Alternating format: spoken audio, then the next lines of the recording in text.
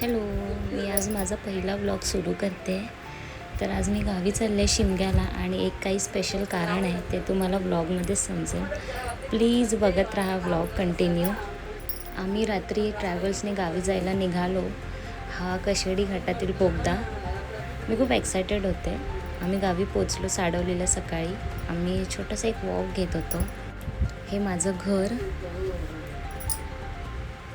आणि ही आमची बाग. ही माझ्या बाबांनी बनवली आहे बाग पूर्ण. ह्या सगळ्या झाडांना माझ्या बाबांचे हात लागले. बाबा तर आता नाही आहेत, पण बाबांच्या खूप अशा आठवणी अजून जिवंत आहेत तिकडे. मी सगळे तयारी करत होतो. देव घरी येणार होते. इथे पप्पांनी सुद्धा खांदा दिला देवाला. देव आमच्या घरी आले. मम्मीने पूजा केली देवाची.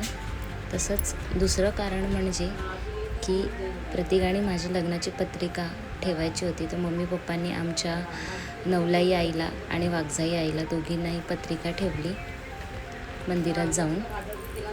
मी देखील देवाच्या पाया पडून घेतल्या. तसंच हे आमचं मंदिर साडवली गावातलं. हा मंदिराचा आजूबाजूचा परिसर इतकं शांत वाटत होतं ना इकडे. आणि इकडे ना पांडवांनी एक गुफा बांधली. ही बघा, हीच ती. तिथून मग आम्ही आमच्या मूळ गावात लांजाला गेलो. जाताना आम्हाला खूप असं छान असं निसर्ग बघायला मिळाला. आणि एक मोरडाची खिंड. कोकणातील जी लोक आहेत त्यांना माहीतच असेल ही जागा. संध्याकाळ इतकी सुंदर होती. आम्ही नदीकाठी जाऊन पप्पा मला सगळं दाखवत होते की हे बघ, इथे माझं बालपण गेलं आहे. मग येताना रस्त्यामध्ये कैरीचं झाड, खूप कैऱ्या लागलेलं. पप्पा मला कैऱ्या काढून देत होते. काका दाखवत आहेत एवढ्या कैऱ्या आम्ही घेतल्या. काकी आणि मम्मी गाडीतच बसून होत्या. ही माझ्या पप्पांची शाळा आणि शाळेला लागूनच गणपतीचं मंदिर आहे. हे आमच्या गावचं मंदिर आहे. अंधार व्हायच्या आतच आम्ही रिटर्न निघालो आमच्या गावी यायला, कारण संध्याकाळी माझ्या काकाचं नमन होतं तळवडे गावामध्ये. सो आम्ही तिकडे नमन बघायला गेलो. हा माझा काका.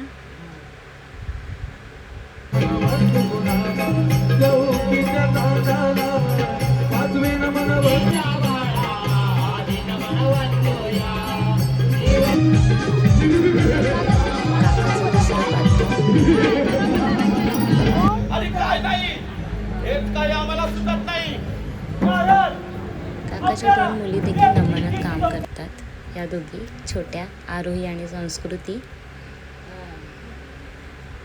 खूप मजा आली त्यांना बघताना.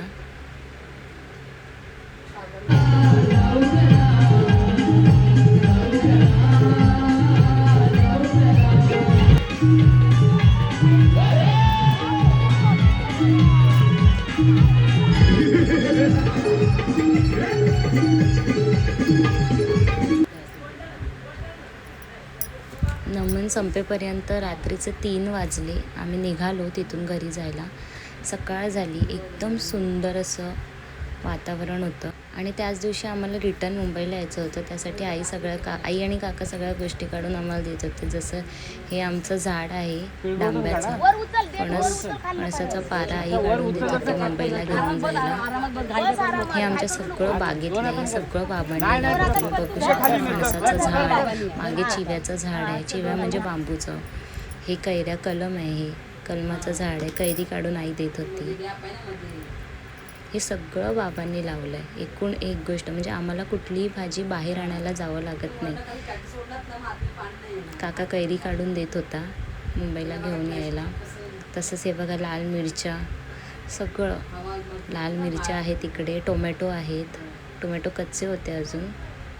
सगळं बाबांनी घरातच लावून ठेवलं आहे. ही आमची संपूर्ण बाग. ही वरची बाग आणि ही खाली नदीच्या काठची इथे बाजूला ही पूर्ण जागा आमची. इथे खालची बाग आणि ही वरची बाग. एक असं झाड नाही जे बाबांनी लावलं नाही. अननस, चिकू, सगळं आहे आमच्या घरात. तुम्ही बघू शकता. फणसाचे पारे. इथे हे मागे चिव्याचं झाड. खाली नदी जाते. एकदम घराला लागून माझ्या नदी आहे.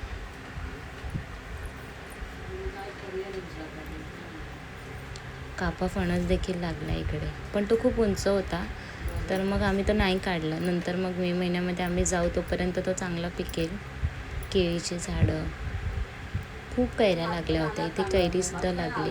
मग नंतर काका आणि मी काकीसोबत मी देवडुकला गेले, बाजारात काही सामान आणायचं होतं म्हणून, कारण संध्याकाळी आमची गाडी होती ट्रॅव्हल्स परत रिटर्न मुंबईला. सगळ्यांना बाय बोलून आम्ही रिटर्न मुंबईला आलो. Thank you for the watching.